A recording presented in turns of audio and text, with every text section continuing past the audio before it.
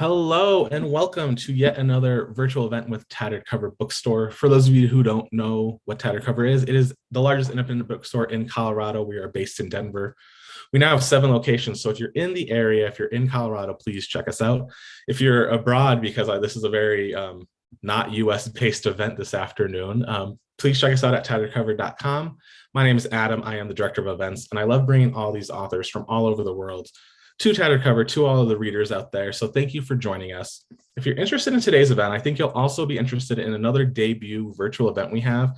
Emma Lund is going to be in conversation with Kristen Arnett to discuss The Boy with the Bird in His Chest on February 22nd, so just a few Tuesdays from now. So please check that out if you really like this book.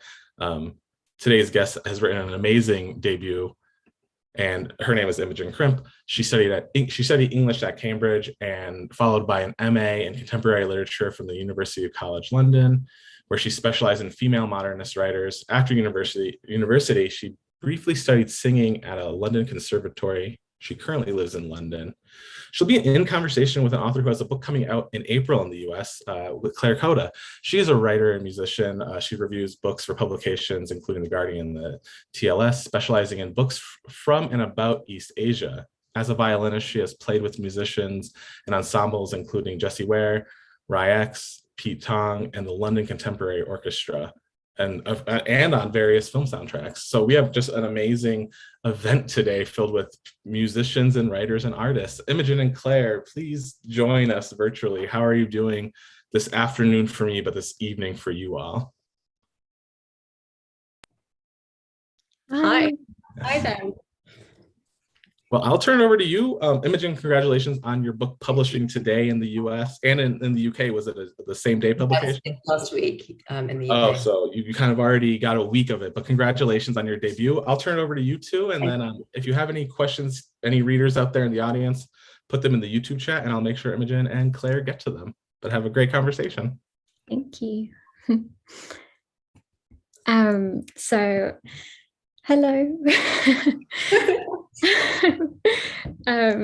You know how much I love your book. We've been in touch not that long, but I got your book, I think, maybe a year ago, before it even had a cover. I've actually got it here. See, because it's in its proof state. And honestly, like with this book, as a classical musician, it felt like the book that I was kind of waiting for. And it's also a book that I've tried to write in the past as well, not exactly as it is, but just about classical musicians. And I feel like there aren't really many books about classical musicians out there. There's like Vikram Seth's book, An Equal Music. That's all I can think of, actually. But just like the way that you describe music is just so, it's like you're describing something that I've always known, but that I've never been able to actually express in words, if that makes sense. The way that you describe like Anna kind of feeling like she can own the room just when she's performing.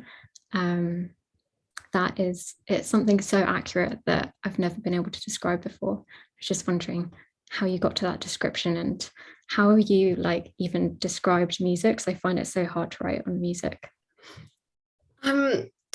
Well, yeah, I mean, so those parts of the book were something that I thought really carefully about that took me quite a long time to get to, actually. And I knew that when I wanted to write about music, I wanted to find some way of describing it that felt as closely or as accurately like performing as it possibly could in language, which is obviously really difficult to do because music is non-verbal. And I tried various different ways of doing it. I mean, I think the very first thing I tried was just to explain how singing felt technically, which was really boring. So I wrote these scenes where I kind of just talked about like the way that taking a breath worked and like the feeling of support and approaching a particular note and stuff, and it was just really dull, so I abandoned that. And then the next thing I tried to do was, because Anna's an opera singer, so she's doing like stage performing, I tried to write those bits in the third person. So I wrote it like from an audience perspective, almost like describing So it's kind of when she stepped out on stage. So the novel was in first person still, and then those passages would have been in third person. Exactly. Yeah. So I did this weird thing where, like, when she walked out on stage, it kind of shifted to being an audience perspective. I see. And then I realized that was totally wrong because like, the whole point of those scenes is that it's meant to be her totally inhabiting this music, and it's meant to be the sort of expression of her own agency and her own emotion. So having her kind of objectified in those moments was totally wrong. So I abandoned that. And then the next thing I tried to do, I just had this idea that something kind of far more like free flowing would work well. So what I did was I watched on YouTube a couple of videos of the scene in Manon, which is the first thing that I described. And while I was watching them, I literally just like typed free flowing, what was happening in the scene, kind of if I was that so as if you were performing. Yeah, exactly. As if I was performing, but also as if I was the character. So like not taking into account any of the technical aspects, but just literally thinking of the kind of emotional beats of it. So like what the performer, what the character might be feeling at that point. And I ended up obviously with like a total mess, but I think it gave me that idea of like describing like music by the emotional beats rather than trying to describe it by a kind of either technically or sort of as a polished, finished performance, because that's not how performing feels. It feels like an emotional experience. And when you're performing as well, you kind of, if performing is going well, I don't know if you found this, maybe it's just me, but you sort of forget what you're doing. You forget that you're performing. You're inhabiting the musical world of it totally. So that's how I got to it. And I found as well that in doing that, I sort of, I don't know if you noticed this, but those aspects of those parts of the novel are in the first person, whereas the rest, I'm sorry, not the first person, the present tense, whereas the rest of it's in the past tense. And they're also just like slightly grammatically looser as well, which just seemed to fit. But like, firstly, like that idea of being very, very present, experiencing something extremely intensely, and very like in the moment. It's very immediate. I think it's like I've only really experienced that in literature once, and that was in Vikram Seth's book, which I was obsessed with as a teenager. You need to read so obsessed that I bought like I think seven different editions of the book, and that's because nothing else like that existed. There was no other book that actually was accurately about a musician and that actually described what it was like to play. And so that's like, when I got this book, that's what made me like fall in love with it, definitely. But yeah, it was especially the part where she's owning the space she's performing in, because I definitely have felt that, like on stage where you walk out and it's like, for a moment, like it's terrifying, it's like an audience and they're like, all lit up and then they're all dark, and it can be really scary. But then, like you say, when you really kind of get into it and it's going well, suddenly it's just like, I don't know, it's like, I can't really describe it. That like, see, that's why your novel is so good. I literally can't describe it. I think there's a really strange thing in performing, which is where you're inhabiting this kind of a space that feels like intensely private, even though it's in front of an audience. Exactly. Yeah.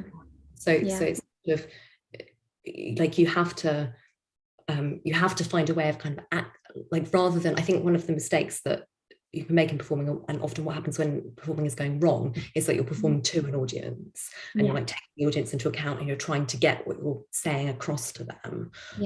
Whereas like a good performance is when you go inside, when you manage to get into that kind of private space, the space that you find when you're practicing. Like it is very insular, I think. And I think when people hear that I'm a musician, they think, oh, that must mean that she's really confident and like extroverted and able to just go on stage and just like show herself. But actually it is like really inward. No, totally. I think people think that about just generally about performers, that performers must be like incredibly extrovert and confident. I guess they must especially think that about opera singers, right? Yeah, I mean, opera certainly has a reputation for that. I mean, it has a reputation, you know, like divas, like people causing big strops and being like huge personalities. And there's an element of that, but I think, you know, I think that often goes hand in hand with kind of maybe being quite shy and being quite self-conscious and in other contexts, maybe. So I guess it's a form of acting as well. And there are so many actors who are really shy, but they're just able to inhabit characters. And I think, you know, a part of it is just being able to be sensitive enough to be able to inhabit another character and another person, another life. But yeah, your book was kind of what I've been looking for in a book for a long time. So yeah. And I think loads of musicians are just going to really love it for that. Like, it's very, not just the like musical performance side, but also like she's actually like real, you know, she's like a real person, in that we see her doing things like pissing in a cup. Like, do you know what I mean? Like, we like see her room like being a tip, and like we see her just as a human. And in classical music, I feel like that's something that women in particular aren't really allowed to be. Like, just if you think about the way that women are interviewed in like classical music magazines, they're never going to be talking about like their sex life or about anything really that you'd expect someone who's young today to be talking about. Like, literally, you know, it's almost like they're from the 1920s or something. And like, there are like some orchestras, for instance, that, you know, they make women cover their shoulders when they go on stage. Like, you're not even allowed to have shoulders or ankles or body hair or like shoes that aren't like from the 50s. Like, do you know what I mean? Not from the 50s, but like, you know, you can't just go on in like DMs or something. No, I remember a big argument about this actually when I was a violinist. I played violin when I was younger, and I remember there was one orchestral concert we were doing where there was this major heat wave, and all of the women were still made to wear long sleeves and tights, but I think that the men were allowed to wear short sleeves, and I mean, everyone got so angry about it. But no, it's true, and it was really important to me to write something that showed kind of the reality of being a performer and trying to make it in an arts career, rather than that showed a kind of like romanticized version of what that's like. And I think with the operatic world, it's particularly interesting because it is so conservative, and I think it possibly is more conservative than the classical music world generally. I think probably, I mean, you know, there are, generally speaking, if you go and audition in the classical world, like, you know, as a woman, it's maybe a bit silly to not wear long sleeves, you know, things that cover your elbows, things that go below the knee, even in an audition scenario, like just in case, because you never know who's going to be auditioning you. And then you have that kind of combined with the fact that, you know, so many of these operas are about sex, or they're about like, you know, they're about people's romantic lives. They're kind of they're very sort of you know, they're not conservative at all in their subject matter. Exactly. Interesting conflict there, I think. Well, it's interesting, isn't it? Because like the subject matter of operas, usually they're stories that have been written by men, where the woman is appearing usually as like a whore, or she's like the victim of something really horrible like sexual violence, and it's like she's very exposed very often on stage. Like, it's, the woman is often like a very sexual being and a very vulnerable being. But in your book, I think Anna has complete agency, at least by the end, over her sexuality and her body, even though she's playing these characters that, you know, they're from centuries ago. And I think like I'm going off on a tangent, but I think like when you have to inhabit those characters every day, I think that that's something that is really, like, it can be really difficult. I think, like, I know there was I should have looked into this before this chat, but there was a singer who was talking about how difficult it was for her to be playing characters who were victims of sexual violence and you know, prostitutes, and being treated really awfully on stage every day for like a matinee performance and an evening performance for like an entire season. And then she was talking about how she just need to like recharge, and it was like the emotional impact of that was really hard on her. I find like your book, I think, grapples with that, maybe not like directly, but just the fact that Anna is kind of like I guess learning how to have agency in her sexual life. Yeah, I mean, that was definitely something I was interested in writing it. I mean, the thing about singing is that, of course, like when you're a singer, like your body is your instrument. And I think there's quite an interesting conflict that goes on there, because on the one hand, if your body's your instrument, that means that you have this kind of amazing tool for self-expression and freedom and like emotion. But on the other hand, if your body's your instrument, well, for a start, if you're a singer, you have so many rules that you have to live by in order to be a singer. You know, things like you can't drink too much, you have to have lots of sleep, you need to eat healthily, you need to exercise, so all of those kind of rules. And then there's also the fact that you're kind of constantly judged and scrutinized. And you know, I know that's the same in kind of all music, like all things, like your audition or performance. But with singing, you have this, like, it feels like kind of uniquely personal, I think, because it's both your voice, which is so innate to you, that's being judged, but then also in the operatic world, it's like what you look like, how you present yourself, because like you are the product, you are the thing that you're trying to sell, I guess. So yeah, I thought there was this really kind of fascinating conflict there between like the body is your instrument on the one hand, bit meaning like extreme freedom, but then on the other hand meaning like control, I mean that you have to live your life restricted and judged and scrutinized and watched.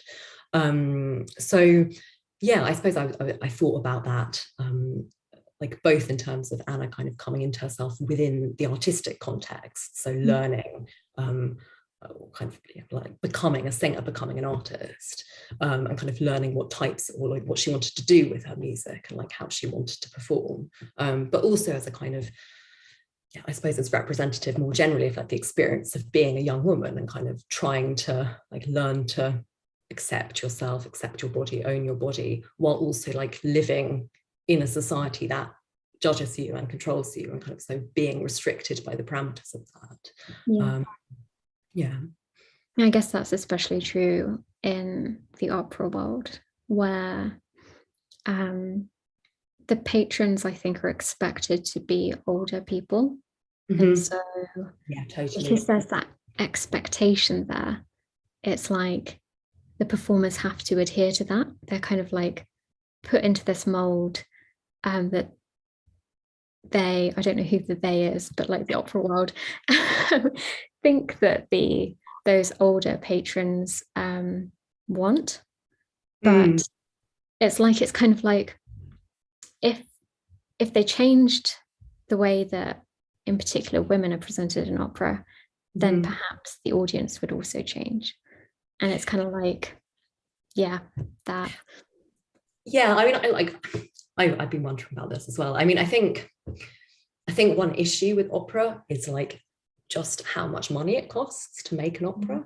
You know, it's you have to like pay an entire orchestra as well as like a whole theatrical team and stuff. It's just, it costs so much. And I think that like sort of by necessity means that you, I don't know, of course there are ways of making tickets cheaper, but it means that the kind of core audience of opera are people with loads of money.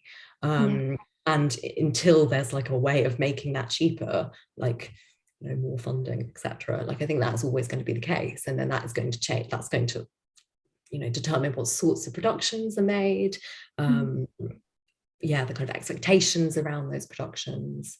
I mean, of course, like there are parts of the opera world that are doing things very differently, but I suppose it's not the mainstream. I guess the mainstream is still being run by people who want to preserve kind of the way things have been, but there are a lot of young people obviously as well who are doing different things with opera and music in general. I mean, there's like small opera companies who perform like update like things above pubs in London and stuff. There's quite a lot of that stuff on where they do stuff with pianos and like set things in kind of Shoreditch, like brothels or like nightclubs in Shoreditch or like that kind of thing, and try and make things contemporary. Do you think that training as a musician kind of gave you any skills for being a writer? That's an interesting question. Yes, I think it probably did. I'd be interested to know what you think about this as well. I think it did. I mean, I think that one thing that you learn as a musician, and I studied the violin from when I was quite young. That's my first instrument. And what you really learn about is the benefit of practice.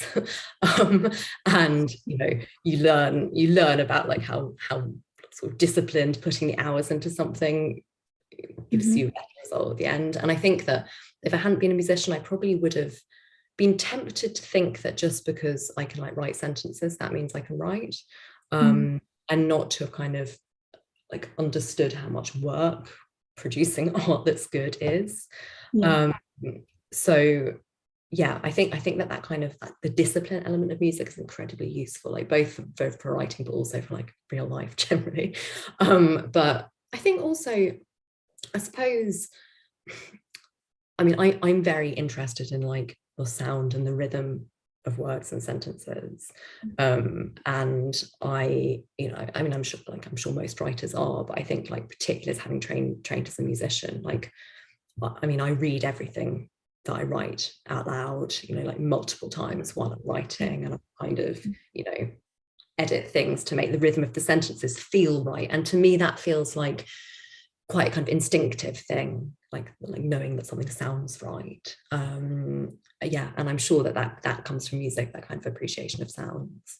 What about you? Do you think it's I do exactly the same thing. I read everything out loud to Tom, my partner, over and over again. I read everything. It has to sound right. And rhythm is really important. But like you say, like maybe that's the case with all writers. I don't know. I mean, I don't. It definitely feels like an obsessive thing to me. Like I'll read a sentence and functionally the sentence will be totally fine, but I'll just be like, that sounds wrong, and I don't know why, and I'll just switch words around and stuff for hours. I don't know if I can blame that on music, but I think it must have something to do with it. Yeah, maybe. I mean, as music was like a part of both of our lives from quite a young age, I feel like it must have an effect on like how you perceive the rhythm and language. No, I think. Do you think that there are any other aspects of music that you've taken into your writing? Probably, I guess, letting go of being a perfectionist, while also being a perfectionist. That sounds really weird and complicated. What I mean by that is, as a musician, I think you're always trying to get something perfect, but at the same time, you have to accept that it's never going to be perfect. And there's always going to be a time limit. Like there's always going to be a performance that you're preparing for, or an audition, or a session or whatever. And you just have to let go of the idea that it can be perfect, even though you've spent ages trying to make it perfect. And I think that's the same with writing a novel. And I think it would be really easy to just never finish writing, to just be tweaking forever. And but yeah, with music, like I think it helped me kind of get used to the idea of letting something go when I didn't feel like it was perfect, because I understood that perfection wasn't possible. That's interesting. That's interesting. Yeah, I don't know. In some ways, I feel like music has sort of prepared me to be too much for a perfectionist in a way. Really? Kind of. I don't know. I don't Yeah. know. The sort of like obsessive practicing. Yeah, I don't know. Maybe. Do you find writing is more like to be more exposing than music or less? God, that's so interesting.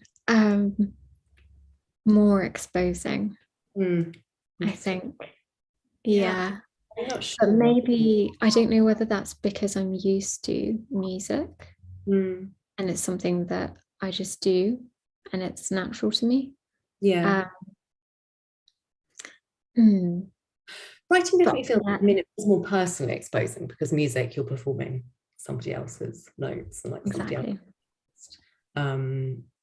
Yeah. But So even say when you're not, and I don't improvise much, but when I do, I think it doesn't feel as exposing still as writing. I think there's something really uniquely exposing about writing.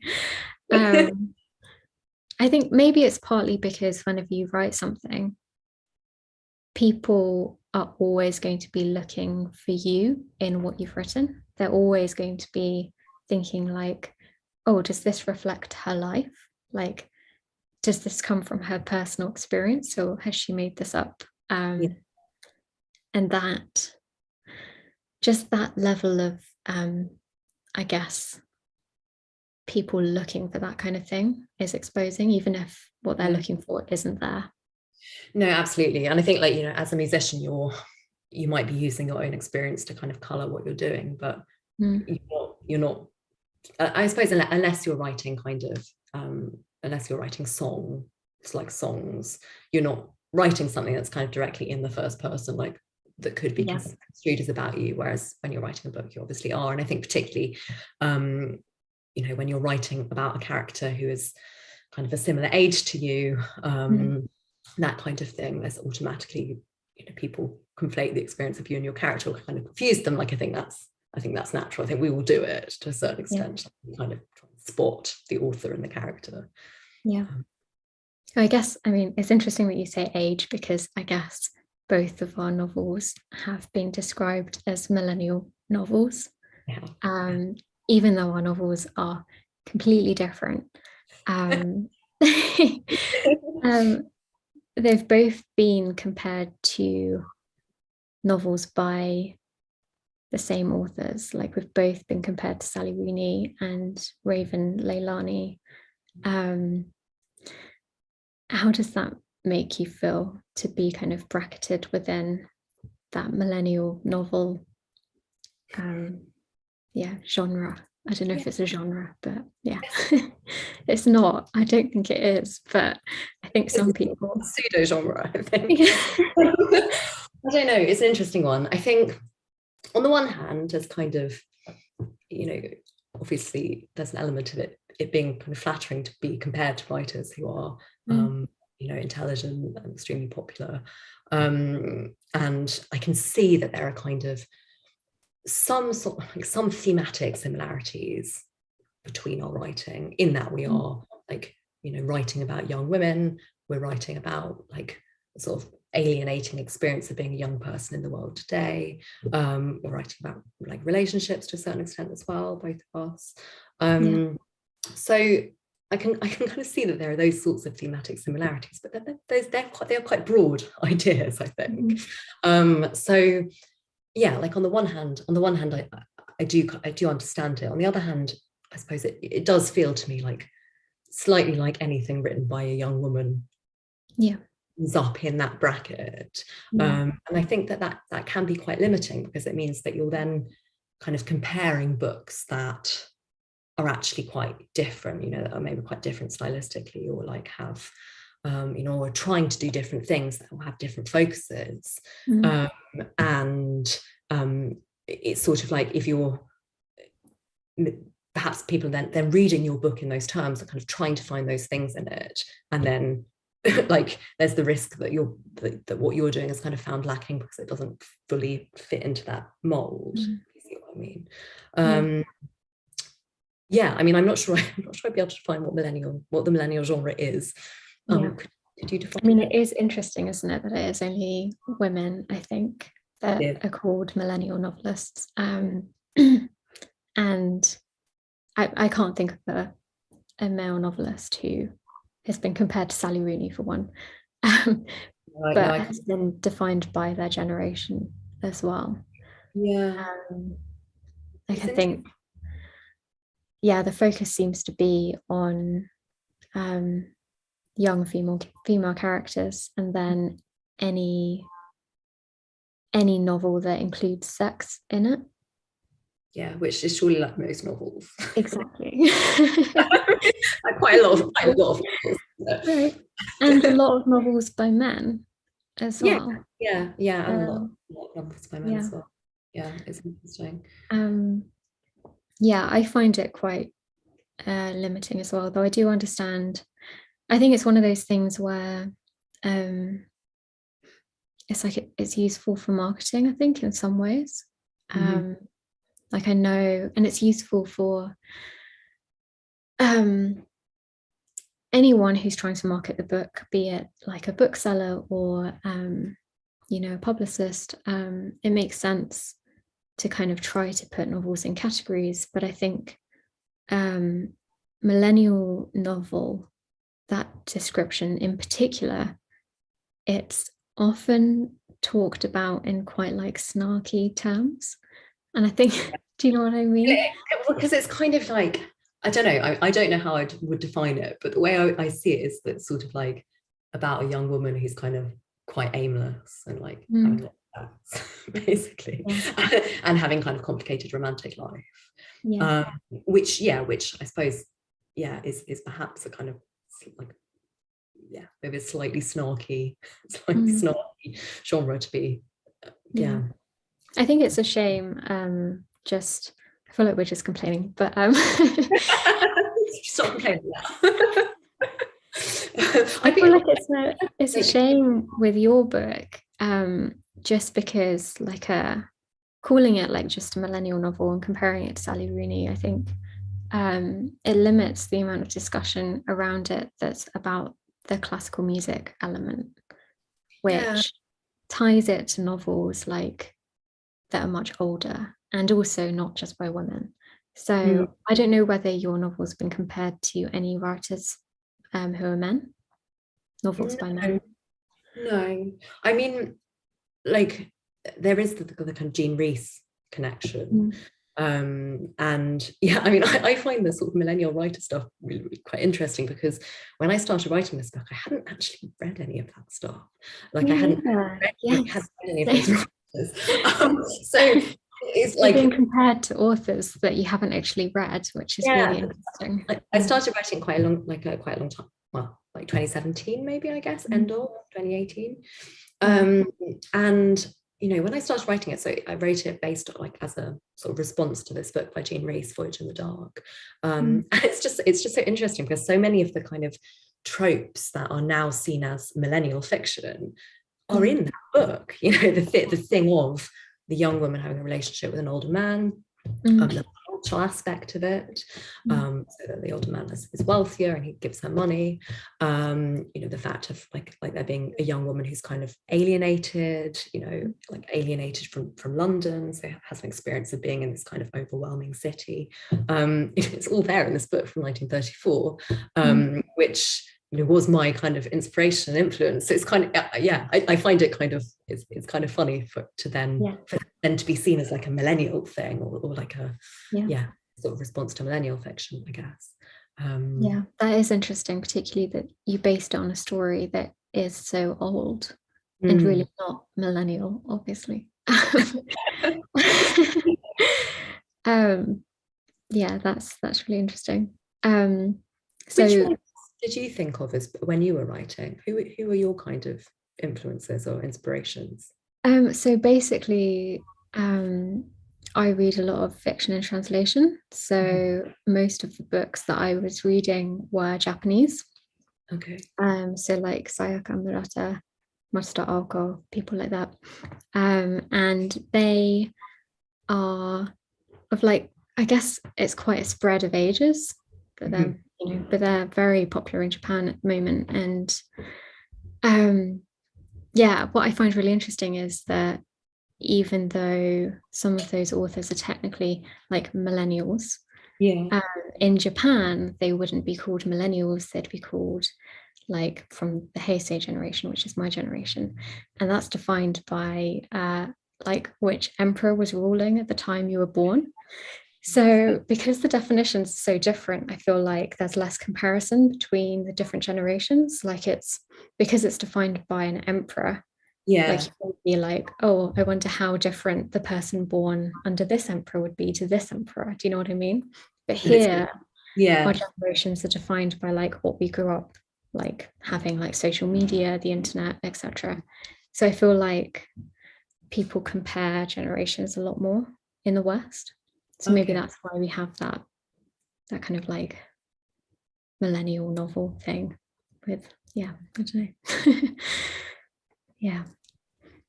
Perfect. Well, I was just loving that conversation because the idea of a millennial novel, or you were talking about, Imogen's book is compared to a lot of women writers, women millennial writers. And I feel that's such an easy way for people in the media to just like make comparisons. No one actually, they just like, oh, a woman and a woman, let's compare them. We don't dive into it. We have a question from Avery asking, and you've already kind of touched upon this, but maybe if you want to expand on it. Imogen, what authors have really inspired you throughout your entire career? You mentioned you weren't really reading the millennial novels. What are just a group of art authors on your bookshelf? So I did my master's in female modernist writers. So the people that I specialized in were Jean Rhys, Elizabeth Bowen, and Rosamund Lehman. So they were all women writing kind of the interwar period. And what I absolutely love about these writers is just they have this kind of intense focus on interiority and like psychology. So they just write wonderfully about emotion, and also just have these like wonderful female characters. So I really love those writers, kind of older writers. A writer I really like, a contemporary writer I really love is Mary Gateskill, who I think just writes brilliantly about the kind of complexities in relationships, and the complexities in like power dynamics between men and women. I also love Han Kang, and Claire, your book reminded me a little bit of The Vegetarian. I don't know if you've read that. I love it. It's so very good. But yeah, she just has this like wonderfully hypnotic prose style that I just love. Then, I mean, Claire, you mentioned the Japanese writers you've been reading. Has anything else caught your eye to build off that? Is that all you read, or do you have a more robust palette? So because I review a lot of novels in translation, I also review a lot of Korean novels, or like Han Kang. But yeah, I really love Tove Jansson, who wrote The Moomins, but she also wrote some novels, and they're so beautiful. They're lovely. They're like really quiet, quite strange, really kind of unsettling, but you can never really quite place why. But yeah, they're beautiful. I've always loved her writing. Yeah. But she's obviously known a lot more for The Moomins than her adult fiction. But yeah, I recommend it to everyone. Like she's incredible. And then Imogen, Clarissa asks, what do you hope readers will take away from A Very Nice Girl? That's an interesting question. I never quite know how to answer this question. I think that, so one thing that I really wanted to do with it was just to create quite a kind of like intense emotional experience, I guess. So the novel is told through the first person. Anna is quite a kind of unreliable narrator, I suppose, in a way, in that she's in this relationship with a man who she can't quite see clearly. And she gradually becomes sort of more and more obsessed with him. So what I was really trying to do in the novel, in the writing of it, was to like create a style in which the reader is kind of inhabiting that world with her. So is feeling that emotion with her. So I wanted it to be quite a kind of intense emotional experience, I suppose. In terms of kind of the ideas in the novel that I wanted people to take away, I suppose like I I think that what novels should do is they should kind of raise questions rather than answer them, I guess. So yeah, with the book, I was really trying to, I suppose, point to some of the grey areas in some of these relationships with slightly unequal power dynamics between men and women. I wanted to kind of, yeah, raise questions, I suppose, about that relationship, and the kind of the complexities of it. Now I'm going to follow that up because Claire, your book's not out yet, so we're gonna preview. You're gonna get asked these questions a lot. First, what is your book? What is it about? And then follow that up with, what do you wish readers will take away from your upcoming book? Oh my God. And you weren't prepared for that. It's basically, it's about a vampire who is mixed race, Japanese, Malaysian, and English. And the novel follows her trying to kind of make it as an artist in London. And she is interning at a gallery in the city and living in her studio and trying to basically live on pig's blood and is struggling. A lot of the book is about food, like she's really obsessed with human food. And yeah, it's quite a strange novel, I guess, but it's definitely not like a normal vampire novel. Like it's not really, I wouldn't say it's horror or gothic or anything like that. But it's similar to Imogen's in that it's about an artist kind of finding herself as an artist and as a woman. Yeah. What was your other question? What do you hope readers take away from it? Oh God. Building off maybe I just won't answer that one. I don't know. Perfect. Yeah, you're not on book tour yet. You don't have to worry about answering. That's a beautiful thing. I usually end by asking, where can we find you on the internet? I know Imogen, and Clay, you're both not on social media. Is there a website though? Where can they connect with you? Nothing? That's a really good question. I don't know. And I bring this up. No, that's perfect because you're not millennial writers then if you're not obsessed with social media, so everyone's wrong. Exactly. We're defined category by being found nowhere on the internet.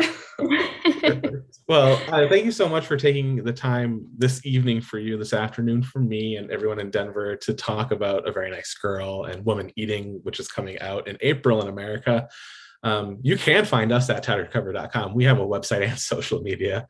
But Imogen and Claire, thank you so much. That was such a treat to listen to. Thanks. Thank you for having us. It was really lovely. Perfect.